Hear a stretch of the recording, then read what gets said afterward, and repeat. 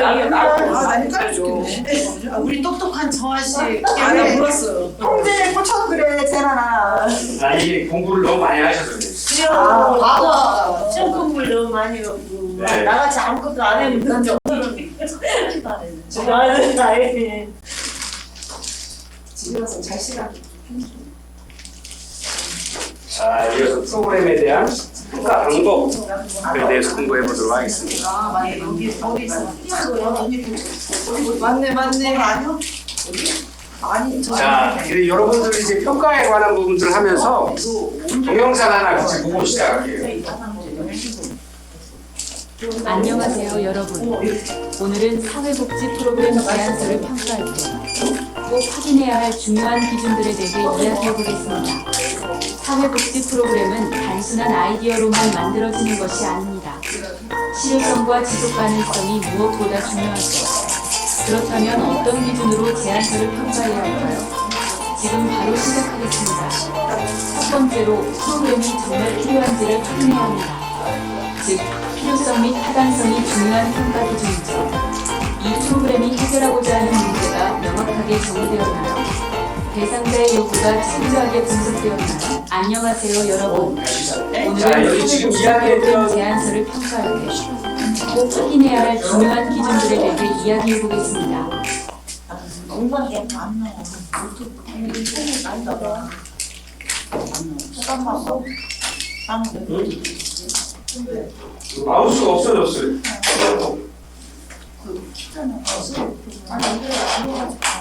그냥 시간만 가고. 그러면 보여주세요. 껐다 다 시켜봐. 그래도 돼. 나도 그때 PC였는데 우리 아들한테 엄마 그저 껐다가 다시 켜. 근데 나는 다시 자기 소리 데스크탑이 안 되지. 표정이 들었어. 근데 난 다른 사람 다른데 상담 그 이영주 교수님 막 그래. 나는 처음에 목소리가 안 들려. 그 왜 그래, 정아 씨? 이영주 교수님 상담. 그냥 실효성과 지속 가능성이 무엇보다 중요하죠. 그렇다면 어떤 기준으로 자, 요거 같이 좀 봐주세요. 이제 중요한 겁니다, 지금. 오늘 하루 종일 떠든 것보다 이거 하나가 딱 더 중요할 수 있습니다. 확인해야 합니다. 즉, 필요성 및 타당성이 중요한 평가 기준이죠. 이 프로그램이 해결하고자 하는 문제가 명확하게 여기죠. 뽑아서 정의되었나요? 대상자의 요구가 필요성, 철저하게 분석되었나요? 타당성이라고 하시죠. 만약 유사한 서비스가 이미 지역사회에서 제공되고 있다면 이 프로그램이 기존 서비스와 어떻게 차별화되는지 설명이 필요합니다. 예를 들어 장애인의 이동권 확대를 위한 교통 서비스가 기존 대중교통 시스템에서 충분하지 않다면 이 프로그램이 어떤 방식으로 개선할 수 있는지를 강조해야겠죠. 다음으로 목표 및 기대 효과가 중요합니다. 이 프로그램의 목표가 명확하고 구체적인가요? 프로그램이 달성하고자 하는 결과를 SMART 원칙에 맞춰 설정해야 합니다. 즉, 구체적 스퍼시픽, 측정 가능 메저러블, 달성 가능 어치버블, 관련성 있는 relevant, 기한이 정해진 목표를 설정해야 하죠. 예를 들어, 노인을 위한 건강관리 프로그램이라면 병원 방문율을 줄이고 건강 지표를 향상시키는 것이 목표가 될 수 있습니다. 세 번째는 프로그램 내용 및 실행 전략입니다. 이 프로그램이 목표를 달성하기 위해 어떤 활동을 진행하는지 구체적으로 설명해야 합니다. 운영 일정과 인력 배치는 현실적이며 충분한가요? 대상자가 적극적으로 참여할 수 있는 방식이 적용되었나요? 예를 들어 지역사회 기반자원봉사 시스템을 활용하여 참여율을 높이는 방안도 있을 수 있습니다. 다음으로는 예산의 적절성입니다. 프로그램 예산이 현실적으로 배정되었는지 검토해야 합니다. 불필요한 지출은 없는지, 장기적인 재정 확보 계획이 있는지도 중요합니다. 예산 분배가 합리적인지 확인하려면 인건비, 운영비, 홍보비 등 세부 항목을 면밀히 검토해야겠죠. 다섯 번째는 성과 측정 및 평가 계획입니다. 프로그램의 성과를 어떻게 측정할 수 있을까요? 명확한 평가 지표가 설정되어 있어야 합니다. 예를 들어 청소년 멘토링 프로그램이라면 참가자의 만족도 조사와 학업 성취도 변화를 측정할 수 있습니다. 여섯 번째는 지속 가능성과 확장 가능성입니다.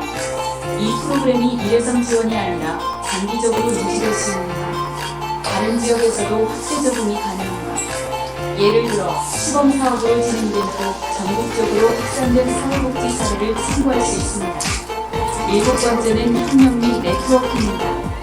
지역사회, 공공기관, 민간단체와의 협력이 잘 이루어졌는가, 자원봉사자와 후원사의 연계 계획은 마련되어 있는가, 예를 들어 기업과 협력하여 취약계층의 일자리를 창출한 사례가 있습니다. 마지막으로 법적 윤리적 고려 사항도 중요합니다. 이 프로그램이 관련 법규를 준수하고 있는가, 대상자의 개인정보 보호와 인권을 충분히 고려했는가, 예를 들어 장애인에 의한 서비스라면 이용자의 권리를 보호하기 위한 조치가 마련되어야 합니다. 오늘은 사회복지 프로그램 제안서를 평가할 때 반드시 확인해야 할 8가지 기준을 살펴보았습니다. 좋은 프로그램은 단순한 아이디어가 아니라 실행 가능성과 지속 가능성을 갖춘 체계적인 계획이 뒷받침되어야 합니다. 앞으로 여러분이 사회복지 제안서를 검토할 때 이 기준을 적극 활용해보세요. 더 유익한 사회복지 정보를 원하신다면 자, 잘 보셨나요? 네. 네. 근데 이게 실제로 사회복지 프로그램에 대한 평가뿐만 아니라요. 여러분들이 뭐 굉장히 많은 일을 하시겠지만 그럴 때마다 기한을 하고 또 새로운 일을 계획을 할 때 이 기준들을 좀 잘 기억을 해주시면 굉장히 좋습니다. 그리고 또 여러분들이 지금 이제 학업을 하시고 대학에서 이렇게 앉아 계시지만 여러분들이 나중에 누군가를 가르치셔야 되거나 팀의 어떤 리더가 되셨을 때 팀원들의 의견들을 잘 끌어가야 되는데 그러기 위해서는 그들의 의견을 충분히 듣는 것도 중요하지만 정확한 목표를 제시해주는 목표 지향성들을 갖출 수 있는 방향을 제시해주는 것도 굉장히 중요하거든요. 그러려고 그러면 이런 어떤 자신만의 어떤 기준들을 가지셔야 되는 겁니다. 그래서 실제 프로그램 개발과 평가 또는 프로포잘 또는 뭐 제안서 뭐 이렇게 다양한 방법들로 반복되게 개설이 되고 뭐 교육하는 기회들이 많은데요. 궁극적으로는 하나죠. 우리가 흔히 하는데 뭐 할 건데? 문제가 뭔데? 첫 번째. 그래서 너는 뭐 할 건데? 돈을 얼마나 쓰고? 그래서 사회가 변화가 어떻게 될 건데? 너희를 어떻게 변화시킬 건데? 그리고 마지막에 이야기하는 건 확장성입니다. 그래서 사회를 얼마나 변화시킬 수 있는데 너 말고 다른 사람도 이거 쓸 수 있어? 하는 문제죠. 우리가 조사를 해서 이야기한 타당도, 신뢰도의 문제예요. 타당도는 프로그램이 목표대로 얼마나 잘 변화를 만들어줄 수 있을 거냐 하는 거죠. 신뢰도는 1,000원만 해도 돼? 1,000원에서 하면 그거 90%인데 서울 가서 하니까 80%밖에 안 돼. 저기 제주도 가니까 20%밖에 안 돼. 이러면 신뢰도가 낮은 거죠. 네. 여기저기 탄환이 목표에 다 다르게 맞는 거죠. 타당도도 높다라는 목표를 정확히 하고 목표를 정확히 타격을 하는 거고요. 신뢰도는 100번 쐈을 때 100번 이상 95번 정도는 같은 자리에 비슷한 자리에 들어가야 돼요. 그래서 여러분들 그 요즘에 이제 조사론에서 이야기 공부하셨던 거 여론조사에 따라서 나오는 것들 보면 다 신뢰도 플러스 마이너스 95% 플러스 마이너스 3%에서 뭐 많은 것들은 5%까지인데 죄송한데 3% 이상을 넘어서 5% 넘어가는 건 죄송한데 그거 신뢰도 95% 거짓말. 예, 엄밀히 따지면. 근데 그냥 그렇게 봐두는 거죠. 근데 이제 최소한 신뢰도가 95%라고 하는 건 내가 아닌 다른 기관이 똑같은 내용을 가지고 조사를 해도 비슷한 확률이 비슷한 대답을 나올 확률이 95% 이상이라는 거예요. 100번 하면 95%는 요 대답이 나올 거다 하는 거예요. 예. 그리고 타당도는 얼마나 묻고자 하는 걸, 알고자 하는 걸 알았느냐 하는 거거든요. 예. 그래서 이런 어떤 평가를 하는 방법에 있어서도 평가자들도 예를 들어서 A라는 그룹이 백석대학교 교수님들이 만들어진 평가팀하고 저쪽 단대팀, 호서대팀, 충남대팀, 순천향대팀이 해서 조사를 했는데 백석대 팀은 야 거기 100점이야 그러는데 저쪽 다른 데는 뭐 90점이야 이러면 신뢰도가 떨어져. 타당도도 떨어져요. 신뢰도도 떨어지고 타당도도 떨어지면 그 조사는 신뢰할 수가 없죠. 예. 타당도는 높은데 신뢰도가 떨어진다. 네. 공부 많이 하시네. 맞습니다. 그렇게 되는 겁니다. 그래서 우리가 평가를 한다. 그 외에 평가를 하는 이유들 이런 부분들은 이런 조사론에서 여러분들 공부하신 과학적인 방법들을 가지고 하시는 거예요. 네, 그래서 그런 생각들을 가지고 좀 한번 보시면요. 평가 도구 유형에 따라서도 어떻게 답니다. 표준화된 척도를 이용하는 경우들이 많이 있습니다. 특히나 이제 요즘 신뢰도 조사에 대해 여론조사에 관한 거 아니면 청소년 사회 문제에 관한 거 아까도 제가 잠깐 저희 기관의 사례들을 말씀드렸습니다만 아이들 디지털 성폭력에 관한 부분들 뭐 TV 시청 어른들이 봐야 아이들이 봐서는 안 되는 프로그램을 그런 거에 노출되는 경우들이 많으니까 아예 디지털이나 디지털 기기를 없애겠다 가장 좋은 방법이긴 하죠. 근데 그렇게 하면 아이들이 다른 문제들이 생기잖아요. 그러니까 다른 어떤 방법들로 접근해야 되는데 그런 방법들이 바로 표준화된 어떤 연구들을 한 경우들이 굉장히 많이 있습니다. 뭐 대학교 석박사 과정에서 또 그 연구회 대학교 서울대학 사회복지학회나 협회나 아니면 연구회나 뭐 이런 곳에서 또 국회의사당 뭐 조사처 뭐 그 외 다양한 학회나 기관들이 굉장히 많은 연구를 하게 되고요. 그런 어떤 연구자들에 의해서 신뢰도가 있고 타당도가 있다고 인증된 프로그램 척도를 이용하는 것들 이런 것들이 굉장히 많이 있습니다. 이런 것들을 활용하는 방법은 굉장히 좋습니다. 근데 문제는 이 표준화된 척도가 과연 우리 기관과 또 내가 하고자 하는 또 아니면 우리 지역사회가 처해 있는 어떤 상황들과 잘 맞는지 면밀하게 검토하셔야 됩니다. 그래서 제가 늘 말씀드리는 게 표준화된 척도를 이용하시는 거 좋습니다. 그러나 표준화된 척도를 구성하고 있는 어떤 질문들이 혹여 서울의 어떤 특성화된 지역들을 대상으로 하고 있다라고 하면 그걸 바꿔서 1000만이 아닌 우리나라 인구 70만에 있는 천안에 산다는 70만의 인구들이 맞는 눈높이에 맞춰서 질문 내용들을 바꾸실 수 있죠. 공통적으로 사용되는 질문지 말고 우리 지역에 맞는 또는 대상에 맞는 어떤 질문지들을 조사론에서 이야기의 설문을 만드는 방법에 의거해서 잘 어떤 기준에 맞춰서 잘 만들어 나갈 수도 있는 거죠. 척도를 좀 다르게 할 수도 있고 그래서 이런 것들을 좀 면밀하게 검토를 해서 표준 척도를 이용하되 나중에 개입한 어떤 질문들은 기록을 해놓으시면 돼요. 그래서 그런 것들에 대한 어떤 검토를 할 수 있도록 하는 방법들 그것이 가장 표준화돼서 자주 사용하는 표준화된 척도를 이용하는 방법이고요. 두 번째 조작된 정의 척도 조작된 정의 계산 가능한 조작적 조건화 스키너 그 얘기하고는 좀 다릅니다. 조작내용이 행동에 대한 자동으로 그냥 조작적 조건화 자, 여러분들 예를 들어서 논문을 쓰시면 여러분들 공부하셨죠? 1 더하기 1은 2다. 독립변수와 중속변수 구별해 보시죠. 1 더하기 1은 이게 독립이죠? 이게 중속변수 자 이렇게 원인과 결과로 이해를 하시면 됩니다. 매개변수를 하나 넣어볼까요? 아니면 예생변수나 뭐 하나 넣어볼까요? 어떻게 넣으실 수 있을까요? 1 더하기 1은 2가 안 나오게 해야죠.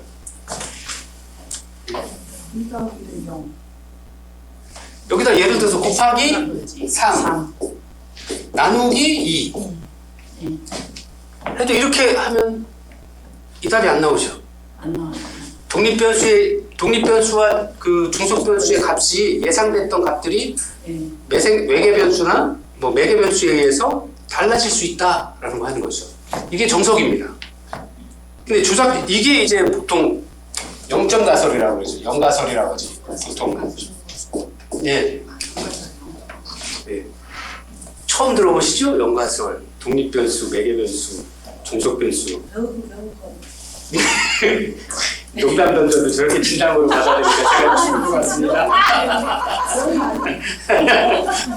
자, 연가설이 이게 보통의 아주 표준화된 어떤 그 증명 방법입니다. 자, 연가설에 반대되는 게 조작적 정의입니다. 조작적 가설 또는 조작적 정의라고 이야기를 하죠.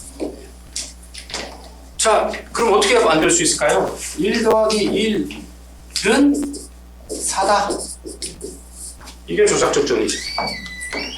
네.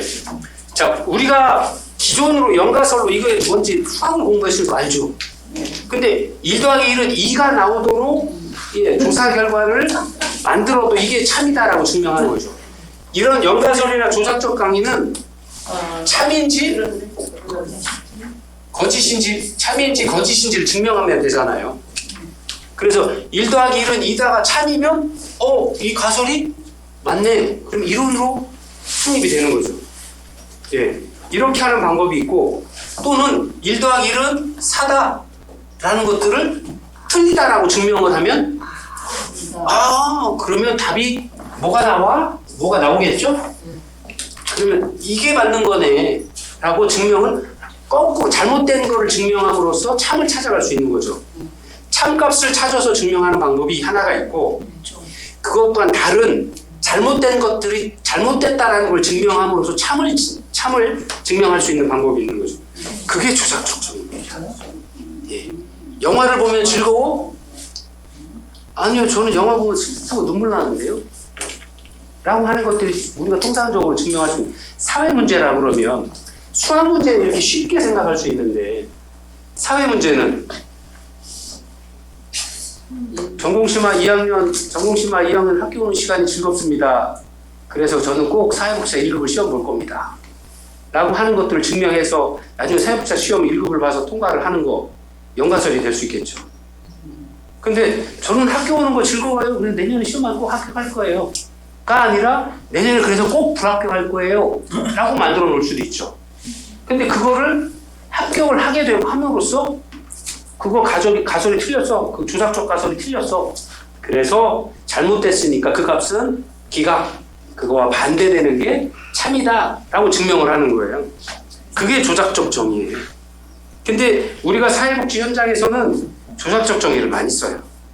왜냐하면 저 아이의 값이 사람을 상대하는 서비스들이 정확한 값이 나올 거라고 1 더하기 1은 2라고 아무도 대답을 못해요. 그렇죠? 그렇기 때문에 저 사람한테 이 프로그램을 제공을 했을 때 그 사람은 행복할 것이다 또는 불행할 것이다 또는 다른 어떤 여러 가지 어떤 결과값들을 될 것이다 라고 조작해서 정의를 만들어 놓고 그것이 참인지 거짓인지를 평가를 통해서 알아보는 거죠. 그래서 참값이 나오면 그게 진리가 되는 이 프로그램에 대한 이 값이 옳다라고 되는 거고요. 참값이다라고 되는 거고 그 결과값이 많은 사람들이 만족도 조사해서 별로 안 좋아해 라고 하면 그 프로그램은 폐기가 될 수밖에 없는 거죠. 그래서 참인지 거짓인지를 알 수 있게 되는 거죠. 그게 조작적 정의예요. 조사론에서 어떻게 공부하셨는지 모르지만 실제 이렇게 사용하거든요. 문제도 이렇게 내거든요. 여러분들 조사론 문제도. 예. 그래서 조작적 정의 척도를 이용한다라고 하는 것들은 프로그램 수행자가 효과성이나 의미 등을 평가할 수 있는 기준이 없을 경우에 저렇게 조작적 정의를 통해서 만드는 거예요. 그래서 그 값이 참인지 거짓인지를 구별해서 그러면 참이면 인정, 거짓이면 기각 없애버리는 거죠. 그래서 표준화된 척도를 사용할 수 없는 상황이 많은 실천 현장에 가장 많이 사용됩니다. 예. 그리고 또는 새로운 프로그램들을 적용할 때, 예. 그래서 기존에는 예를 들어서 야유회를 한다거나 체육대회를 통해서 아이들 체력을 증진한다라고 그런 프로그램들을 많이 했다라고 그러면 왜 꼭 몸을 써야만 건강해? 책 보고 명상하고 산책하는 걸로도 충분할 수 있다. 땀 안 흘려도 건강해질 수 있는 하는 것들 해보고 싶다라 그러면 기존의 값들, 기존의 설명으로는 기존의 정의로는 프로그램을 평가할 수 없죠. 이렇게 조작을 해서 하는 거죠. 몸을 움직이고 땀을 흘리는 것만이 흘리는 걸로도 건강해질 수 있다. 아니다. 조작해서 하는 거죠. 그리고 조작적 정의 평가 내용은 내용 타당도를 다양한 전문가로부터 확인하거나 측정에 대한 신뢰도를 높이는 게 중요합니다. 네. 자, 내용 타당도 나오네요. 설문조사 내용이 목적을 잘 가르치고 있느냐 하는 겁니다. 원하고자 하는 조사 내용들을 잘 질의를 하고 있느냐 하는 겁니다. 측정의 신뢰도 네.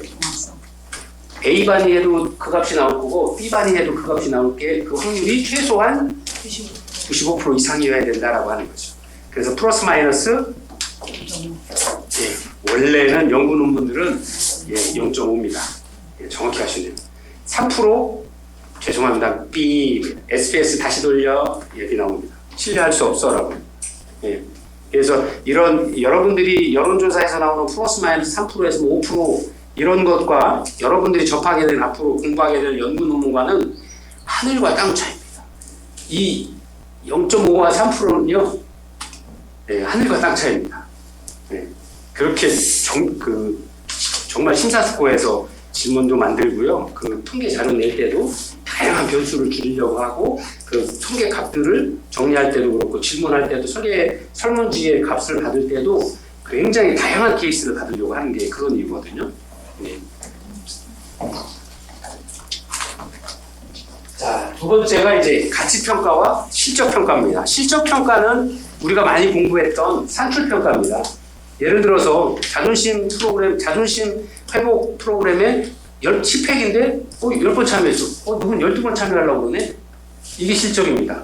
몇 번 왔고 몇 시에 어떻게 왔고 그래서 레포트를 내라고 했는데 레포트를 3번 내기로 했는데 3번 냈어. 그러면 얘는 무조건 A뿔. 이게 실적평가입니다. 산출평가라고 우리가 많이 이야기를 하죠. 가치평가라고 하는 건 질적평가입니다. 프로그램을 했는데 얘가 그 매 시간마다 행복해하고 즐거워하고 예, 참여도도 굉장히 높더라. 옛날에는 그냥 가만히 책상에 앉아서만 수업에 참여했는데 진짜 선생님하고 같이 어울려서 뭘 만들기도 하고 뭐 놀이 프로그램에도 참여하고 역할극에도 참여하면서 적극적으로 참여하고 활동하더라. 그러면서 가치 기준이 높아지더라.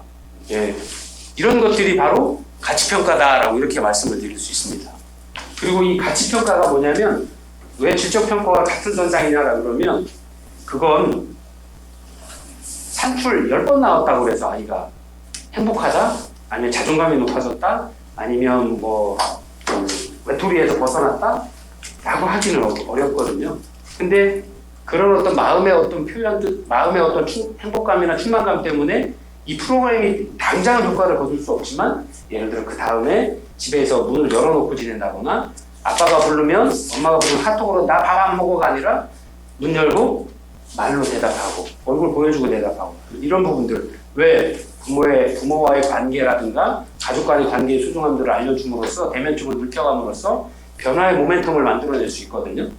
그런 것들은 실제 프로그램 많이 참여해서가 아니라 마음이 움직여야 돼요. 가슴이 감동이 와야 되거든요. 이런 것들은 평가할 수 있는 방법이 저는 단순히 프로그램 참여했다, 과제 많이 냈다, 아니면 뭐 이런 것들을 하는 게 아니라 질적인 평가 참여해서 아이의 얼굴 모습이라든가 프로그램의 참여의 적극성이라든가 이런 그런 것들을 평가해 볼 수 있게 되는 거죠. 그게 이제 가치평가입니다. 그리고 또 하나 사회복지 기관의 가치평가도 하거든요. 또 사회복지사 프로그램에 참여한 또 프로그램을 이끌어가고 있는 사회복지사들에 대한 어떤 평가들도 실제 산출평가로는 어렵습니다. 예. 굉장히 열심히 한 거죠. 10팩이 하겠는데 10팩이 다 있고 그 다음에 사후관리 하면서 그 중에 부족한 아이들을 데리고 또 한 번 더 했다라고 그러면 110점 나오죠. 예. 근데 그렇게 했다라고 해서 그 사회복지사가 과연 열심히 100% 열심히 한 거지만 200%까지는 볼 수 없죠. 근데 이제 다만 그런 것들이 다른 여러 가지 외생 변수나 외부 요인이 있을 수 있는데 그런 것들을 실제 프로그램을 하면서도 그런 것들을 보여주는지에 대한 것들은 질적인 평가나 즉 관찰이나 참여 수업이라든가 같이 하는 것들, 그 다음에 나중에 사회복지사가 가지고 있는 가치나 기관의 어떤 업무 수행에 대한 그 참여도 같은 것들을 간접적인 질문을 통해서 다양한 질문을 통해서 면접을 통해서 알아볼 수 있죠. 이런 것들이 실제로는 가치평가다라고 이야기를 할 수 있습니다. 그래서 지금은 전에는 초창기만 해도요 사회복지 기관이나 프로그램을 평가할 때 산출평가 위주였거든요. 예. 어떻게 달리 평가할 수 있는 방법이 없었죠. 예. 그리고 그 사회복지 기관이나 사회복지사들이 굉장히 반발성을 갖고 있는데 거기 가서 뭐 이렇게 하기는 어려웠으니까 참여한다라고 그러면 하고 또 우리 학교 현장도 생각해 보시면 좋을 것 같아요. 저희 때만 해도 참여 수업이 없었어요. 학부모 참여 수업도 없었고요. 또 다른 외부의 손님들이 계신데 저 뒤에 앉아 계시면서 옆에 앉아 계시면서 담임 선생님이 수업하면서 학생들하고 좀 프로그램 진행하는 것들을 참관할 수가 없었어요. 왜?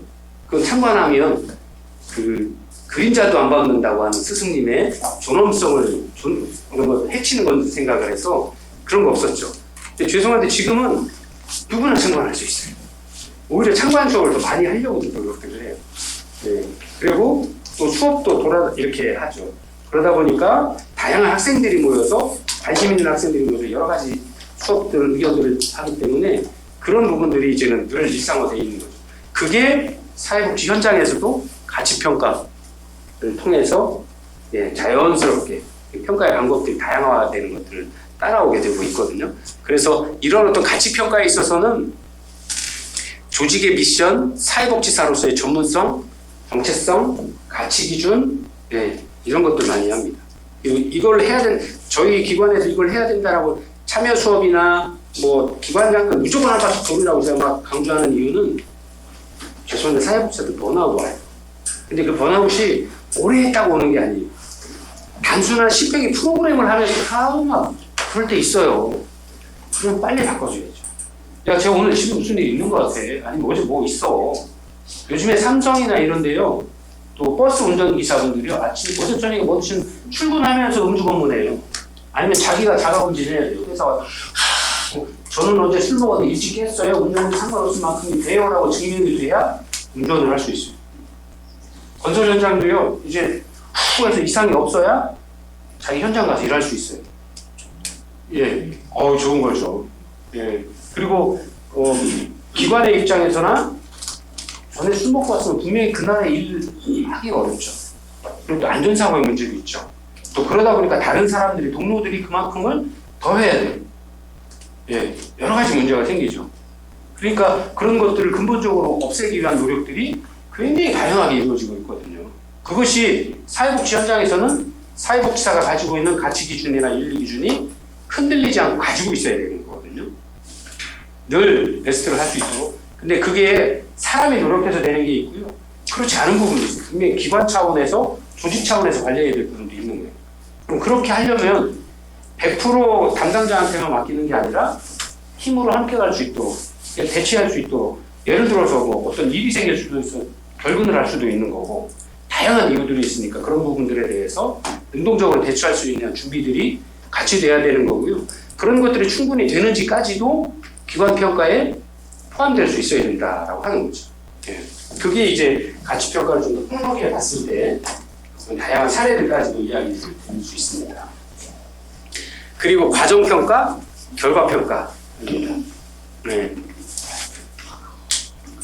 우리가 전 시간에 목표를 설정하고 목적을 설정하고 목표를 설정하고 하위 목표 설정하는 과정들을 말씀을 드렸었잖아요. 네. 그것이 과정을 중시할 거냐 결과를 중시할 거냐 하는 어떤 평가의 방법들도 있다라고 하는 겁니다. 그래서 굉장히 다양한 평가들 방법이 있죠. 실제로는 평가의 방법이 죄송한데 셀 수 없이 많습니다. 웬놈의 평가는 그렇게 많이 하려고 하는지. 근데 가장 중요한 것은 아까 첫째 안에 말씀드렸던 것처럼 평가에서 뭐 될 건데 하는 게 늘 궁금해지죠. 의문이죠. 이런 총괄평가, 중간평가, 과정평가, 서술평가, 질적평가, 양적평가 다 해서 뭐 할 건데 하는 거죠. 그래서 가장 중요한 건 그리고 우리가 프로그램을 개발해서 제안서 내고 할 때 프로그램 진행했을 때 선정하기 위한 어떤 평가를 할 때 그래서 뭐 할 건데가 제일 중요해요. 놓치지 않아야 될 거. 제가 시험 볼 때도 말씀드렸잖아요. 산을 봐야지 숲을 보시면 안 된다. 산에 나무를 보시면 안 된다고. 사회복지 1급을 보고 가야지 조사론만 보고 가시면 시험 합격 못하죠. 전체를 볼 수 있는 힘을 통해 평가를 통해서 기관을 평가하고 사람을 평가하고 프로그램을 평가해서 뭘 하고자 하는지 결과값이 큰 그림의 값이 분명히 있어야 돼요. 질적 평가, 양적 평가. 양적 평가는 그동안 늘 여러분 해오셨던 게 양적 평가입니다. 수학 예를 들어 8과목에 몇 점 해서 나는 총점이 나왔으니까 난 전장 학생이야. 근데 전자학생이라고 해서 꼭 성품까지 좋은가? 아니죠. 인간성도 좋은가? 아니죠. 예, 친구들과 협력이 잘 되나? 꼭 그런 건 아니죠. 예. 근데 앞으로 대인적인 어떤 대학에서의 대인적인 어떤 평가라 그러면 같이 돼야 되지 않느냐 하는 거예요. 더구나 이제 사회복지과나 이런 거 보면 또 사회복지기관이라 그러면 예, 서로 현장에서 많은 이야기 아유 일 못해도 그건 우리 가르치면 되니까 품성 좋고 성실한 사람 오면 좋겠어요. 그래서 그 사람 어떻게 뽑을 건데 네, 이렇게 인사평가 기준 좀 새로 만들어봐. 우리 기관에 그럼 너네 아동양센터 그럼 이걸 하나 갖고 와봐. 저기 맨날 돌아다니는 거 다 베껴서 하지 말고 어떤 사람을 뽑을 건지를 그럼 니네 나름의 기준을 가지고 좀 만들어 와봐. 제가 그러거든요. 일하기 싫으니까 아니면 뭐 표준이 잘 되시니까 뭐 그런지 모르지만 예. 그리고 나중에 이제 질문할 때 뭐 인터뷰 그래서 그런 거 하기 싫으면 제가 그래서 저희는 2번 봐요. 예. 사전 서류 검사하고 예. 그다음에 실제 그 기관 장급은 사업계획서랑 그다음에 운영계획서 뭐 이런 그다음에 나중에 최종 면접까지. 예. 최종 면접은 예, 각자 이제 질문하는 거죠. 몇 분 이렇게 모셔서 외부 전문가랑 기관 내에 또 경험 있으신 분들이랑 이사님들이랑 해서 예, 다양한 질문들 하죠. 예, 질문 시간도 저희는 너무 길어져서 예, 한 사람당 5분 이상 안 넘게 예, 조정하고 있습니다. 그래도 또 기관장이나 뭐 국장님 들어오면 5, 6분 오시니까 예, 면접하는 데만 2시간 걸려요. 빨리 해요. 그래서 그런 것들이 지금 여기 보시는 것처럼 질적 평가와 양적 평가를 같이 할 수 있는 이런 방법들이 다 이렇게 볼 수 있을 것 같습니다. 또 실험 설계 방식에 따라서 실험 설계, 비실험 설계 뭐 다양한 방법들이 있죠. 뭐 여러분들 이제 조사론에서 공부를 하셔서 쉽게 이해가 될 수 있을 것 같아요. 실험 설계 평가 가장 좋죠. 막상 해보는 게 좋죠. 그래서 실제 요즘 이제 직장 구하는 걸로 따지면 인턴하는 거죠. 네, 3개월 연수합니다. 네, 긴데 6개월도 합니다. 네. 네. 그 다음에 그 과정에서 예, 레포트 엄청 요구합니다. 네, 그룹으로 만들어서 무슨 어떤 문제에 대해서 발표도 하라고 하고 이런 문제 개선을 위한 라인 개선하기 업무 효율을 높이기 위한 그 현재 사고 벌이는 방법을 개선하는 데라고 그러고 예, 저희 아이도 엊그제 뭐 갔다고 해서 뭐 하라고 그랬다고 아빠 이걸 어떻게 하지? 그래서 야 그건 어떻게 해서 여기 한번 찾아와 알려주고 하는데 굉장히 다양한 방법의 요구들을 하죠. 그래서 그런 것들을 잘 어떤 예상하지 못했던 문제를 줬을 때 어떻게 반응하는지 그 다음에 팀원들과 새로운 다른 어떤 동료들과는 호흡이 잘 되는지 협업이 잘 되는지 다 확인해서 보는 것들이죠.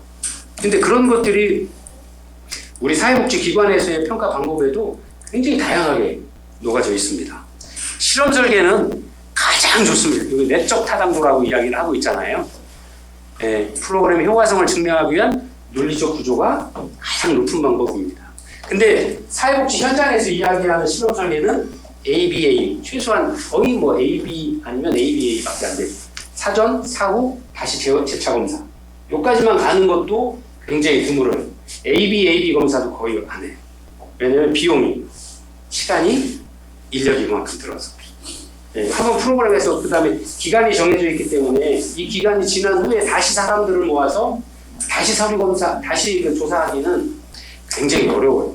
그래서 아까 말씀드린 별도의 실험 집단과 통제 집단을 정해서 해야 되는데 쉽지 않죠. 비교를 할 수 있는 그 집단을 나눠야 되니까. 그래서 그런 부분들이 좀 어렵긴 합니다. 그래서 보통 ABA까지 가죠. 네, 아무리 잘 가요. 자, 근데 가장 중요한 건 난선화돼야 돼요. 실험 집단과 통제 집단의 구별을 분명히 할 수 있어야 되는데, 이게 정보가 통제가 안 되죠, 잘. 예, 난선화. 랜덤. 네, 랜덤하게 한다. 난수표 아시죠? 간첩이시네, 난수표를 하시면. 옛날 70년대, 80년대 난수표 얘기했는데, 네, 그러면, 잡아왔어요. 숫자로 뭐 해가지고. 네네네. 무작위 숫자에서 그냥 고르는 거죠.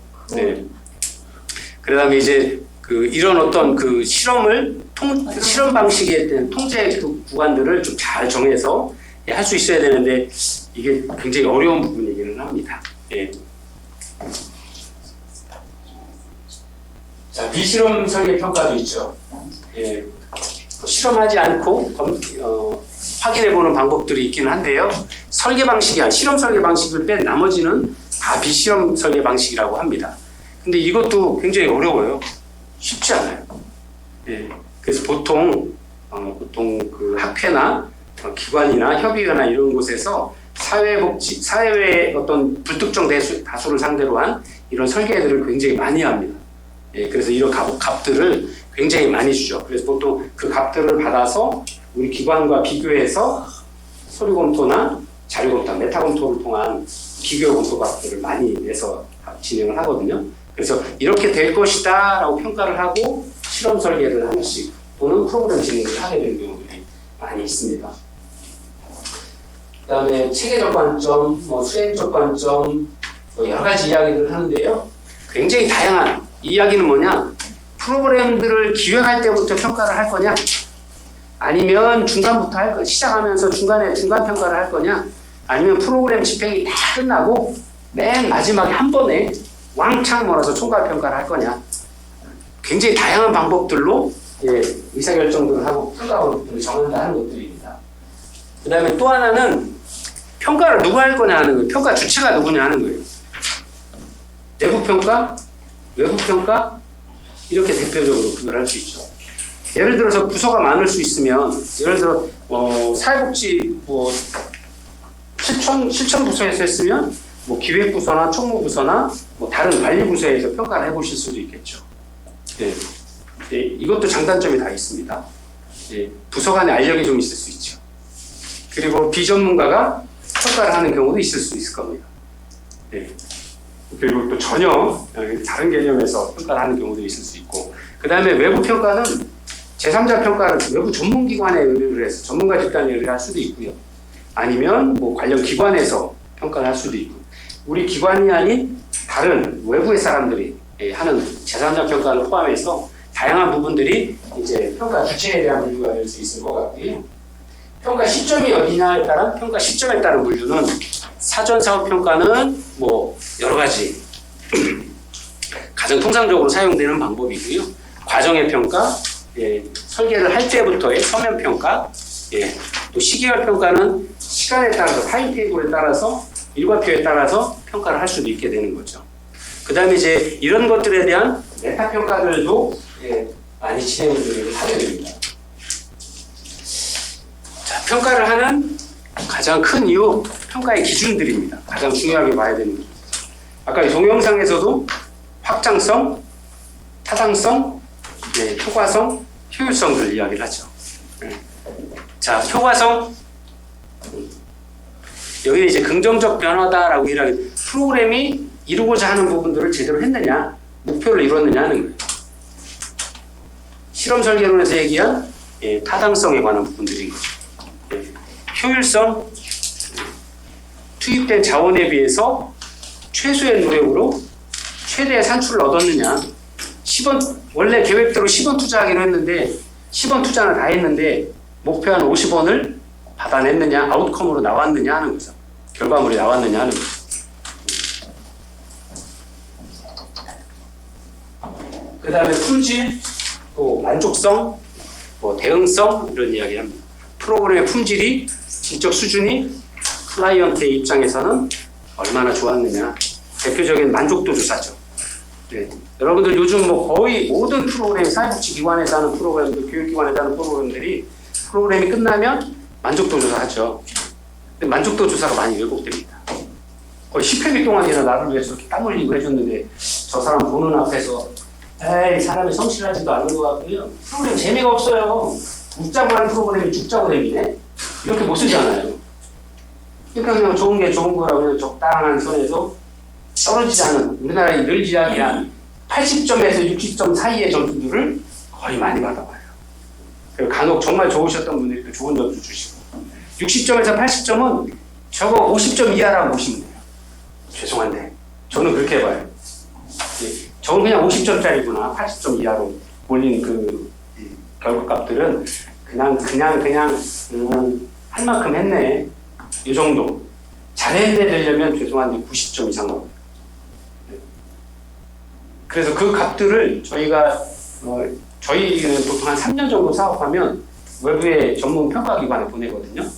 그래서 그 친구들이 프로그램 전체는 아니지만 80% 이상을 참여해서 관찰하고 참여도 해보고 또 따로 몇 번을 샘플링해서 이렇게 만족도 조사를 직접 해요, 자기네들이. 그래서 그분들이 이제 객관적으로 평가를 해서 주는 것도 있고 받아보거든요. 그러면 그 값들이 그겁니다. 예, 전혀 우리 기관의 종사자들이 받아온 만족도 조사와 외부 전문기관이 해온 조사의 차이가 객관적으로 딱 드러나죠. 예, 그래서 간혹은 돈을 좀 들이시더라도 외부 전문기관의 평가를 받아보시는 게 굉장히 좋습니다. 예, 그리고 그래야 우리가 평가에서 이야기했던 많은 부분들 사회 전문직으로서 기관으로서의 가치, 필요에 대한 가치에서 기관 내 사회복지에 대한 체제나 기관의 운영이나 전문성이나 효율성을 따지기 위한 부분들은 바로 그런 부분들이에요.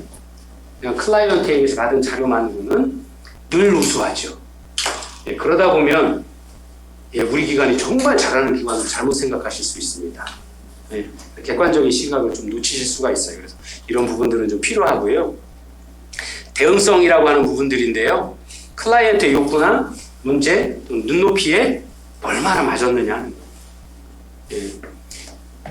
여러분들 이제 사회관리 공부하시면서 많이 보셨을 것 같은데요. 잘못된 사례들. 클라이언트를 만나서 클라이언트 중심의 욕구 사정을 해야 되는데 선생님 그거 제가 전문가예요. 지금 상황 보시니까 집도 청소도 안 돼 있지.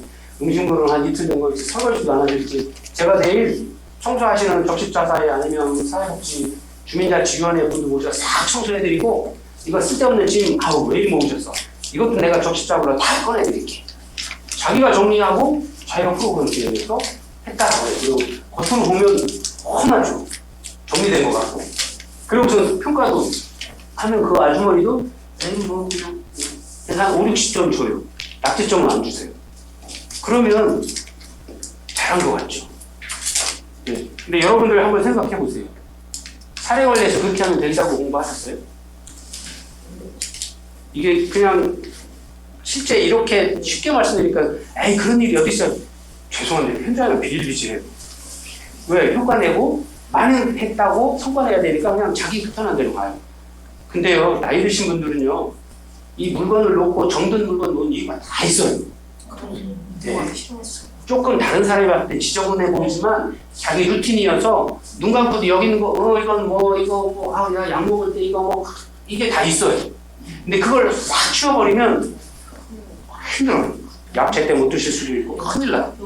다 이유가 있는데 사회복지사가 또는 서비스 제공자 입장에서의 어떤 서비스를 일방적으로 제공을 해놔버리면 클라이언트 입장에서는 죄송한데 하나도 마음에 안 드는 거예요.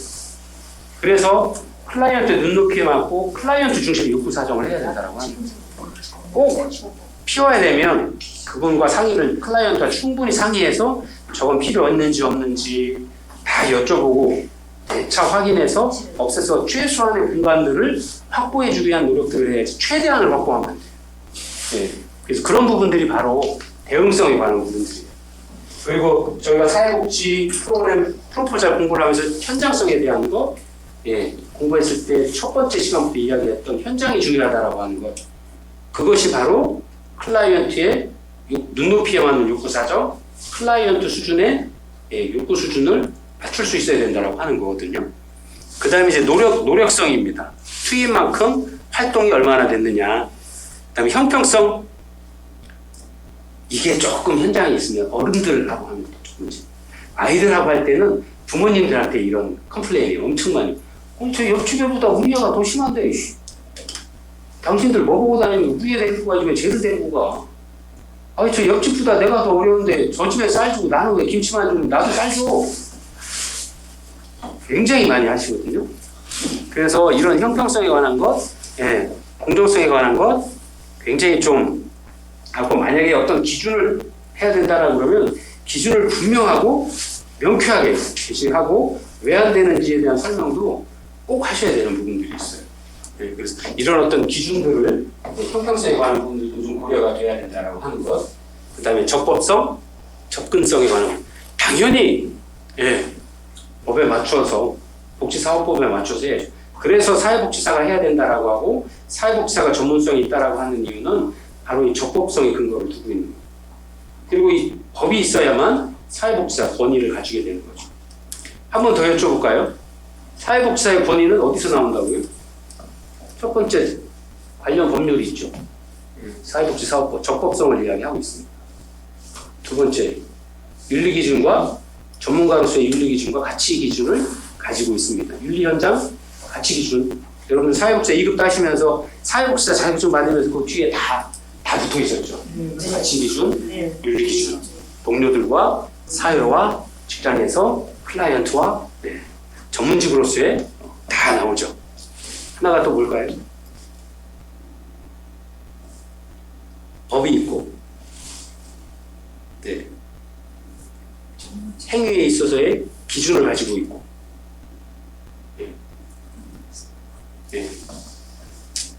숙제입니다. 인간의 존엄성. 그게 이제 가치 기준에 들어있는 거죠. 사회복지사의 기본적인 가치 기준에 들어있죠. 다음 시간에 한 번 또 여쭤볼게요. 자, 그 다음에 접근성입니다. 클라이언트의 접근. 실제로는 사회복지에 진행되는 다양한 프로그램들이 사회적인 약자일 경우들이 많이 있습니다. 그러다 보니까 클라이언트가 프로그램을 이용하기 좋아야 되고 기관에 접근하기가 좀 편리하게 또 그래서 요즘에는 그런 게 많이 잘 되어 있죠. 셔틀을 운영한다거나 아니면 아예 모시러 가거나 모셔오고 모셔다 드리고 하는 이런 서비스들 송영 서비스라고 말이 너무 어려워요. 맞아요. 성형이라고. 송영한다고 그러죠. 예, 성형한다. 기관 어르신들 기관들은 다 송영이라고 말씀을 하시더라고요. 성형. 저 지금 고래송자에 뭐 환영할 영자인지 모르지만 성형합니다. 네 모셔오고 모셔다 드리는 어떤 그때 하는 행위들을 성형 시간이라고 얘기를 하시더라고요. 네. 그래서 이런 어떤 접근성에 관한 부분들도 평가의 기준으로 제시를 하고 있습니다. 그리고 마지막으로 이야기하는 게 적절성이죠. 이게 근데 참 어려워요. 적절하다라는 게. 왜냐하면 어떤 기계나 어떤 기준이 명확한 것들이 있으면 상관없는데 사람을 상대하는 어떤 프로그램들이기 때문에 적절하다 하는 기준이 이때도 똑같이 적용되는 게 클라이언트의 어떤 다양한 상황들이나 주변의 환경이나 기관의 특성에 맞추어서 돼야 되는 거죠. 그래서 아까도 계속 말씀드린 서울에 있는 어떤 기관의 평가랑 지방에 있는 기관이 다르고 표준 척도를 갖다가 사용한다라고 해도 서울에서 사용할 때랑 천안에서 사용할 때랑 조금 지역의 상황이나 기관의 상황에 맞춰서 설문이나 이런 내용들을 표준 어떤 방법들을 좀 바꿔야 된다라고 말씀을 드리는 게 바로 이런 적절성 문제 때문에 그렇습니다. 그래서 그런 부분들을 잘 평가해도 잘 반영이 될 수 있어야 된다라고 하는 것들이에요. 그래서 굉장히 다양하게 평가 요소들을 이렇게 보여주기도 합니다.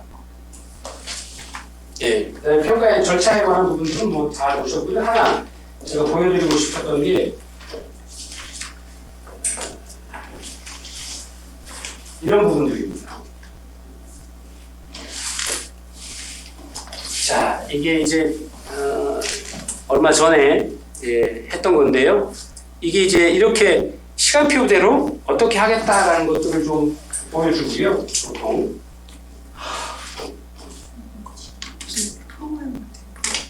자, 심사 배점표를 아예 이렇게 줍니다. 보통 기관마다 자기네 기관들이 어떤 부분들을 좀 봅니다 하고 줍니다. 그래서 항목 기관의 공신력, 그 다음에 사업 계획, 수행 역량 이렇게 비교하고 나머지 이게 지금 총 80점이죠. 나머지 20점들은 각 그 평가관들마다 평가를 해보고 점수를 줘라라고 하는 거거든요. 그래서 기관이 얼마나 전문성이 있는지 프로포자를 낸 기관들이 법인인지 개인 기관인지 그 다음에 전문 인력들은 있는지 그 다음에 법인 단체의 재정 건전한지 사업계획이 가장 큰 대조로 되어 있죠. 사업계획은 적정한지 여기도 보시면 목표, 비전, 방향과 세부 사업계획의 구체성과 적타당성들을 평가하도록 되어 있거든요. 그 다음에 마지막 두 번째가 사업의 효과성은 얼마나 있을지. 그 다음에 성과를 예측하는 방법, 예. 그 다음에 예산 계획은 적절한지. 자, 이 성과 예측에 관한 부분들은 나중에 사업평가에 관한 부분들도 연결이 되어 있습니다.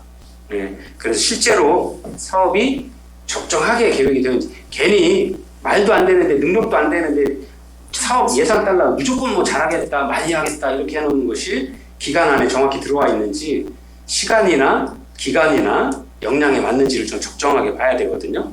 그 다음에 수행 역량에 있어서는 사업에 대한 추진 능력, 네. 법인의 그동안의 다른 어떤 사업 실적들, 그 다음에 지역사회와 어떻게 네트워크가 되어 있는지, 지역사회 다양한 기관들이 혼자서 일할 수 없는 부분이 생길 수 있잖아요. 문제가 생겼을 때 어떻게 어떤 기관과 연계해서 함께 해나갈 수 있는지, 그 다음에 이럴 때 이거 하게 되면 나중에 이제 그들의 계획서에는 어떤 기관과는 저희 공부한 것처럼 담당자가 정해져 있어야 되죠. 그런 것까지 다 봅니다. 우리 기관에 누가 담당자고 무슨 문제가 생겼을 때는 모 기관이 어떤 담당자와 전화번호는 어디고 연락한다라는 게 구체적으로 접시가 되어 있어야 돼요. 그냥 단순히 우리 기관, 옆에 기관, 추남에 있는 모든 기관 다 쏠 수 있잖아요. 예를 들어서 뭐 YMCA, 뭐 중독기관, 뭐 재활기관 다 나열해 놓는 건 의미가 없다라는 거죠. 그 기관과 실제 연계가 되어서 담당자가 누구고 전화번호 누구고 어떤 협력 내용들을 주고받을 수 있는지가 나중에 사업계획서 안에 다 있어야 돼요. 네. 그런 거 다 평가합니다. 그래서 여러분들이 이 평가를 제가 좀 더 두 시간 동안이나 말씀을 드리는 이유는 평가를 해보시면 네, 우리는 그런 프로자를 낼 때 어떻게 낼까가 정확히 보여요. 시작은 어떻게 하고 프로그램은 어떻게 설정하고 사후관리는 어떻게 하고 하는 부분들이 정확히 보여요. 예. 그리고 여러분들이 한번 사회복사 1급 시험도 시험을 한번 보셔야 내가 뭐가 부족하고 뭘 좀 더 해야 되는구나 하는 것 아실 수 있어요. 그래서 1급 시험 보러 가시기 전에 전체적으로 한번 시험을 똑같이 한 번이나 두 번 보고 가셔야 돼요. 예. 그리고 또 그거 틀린 문제 나중에 오답 한번 더 리뷰하시고 그러시면 이거 1급 금방 따시죠. 예. 자, 이렇게 해서 오늘 수업 모두 마치고요.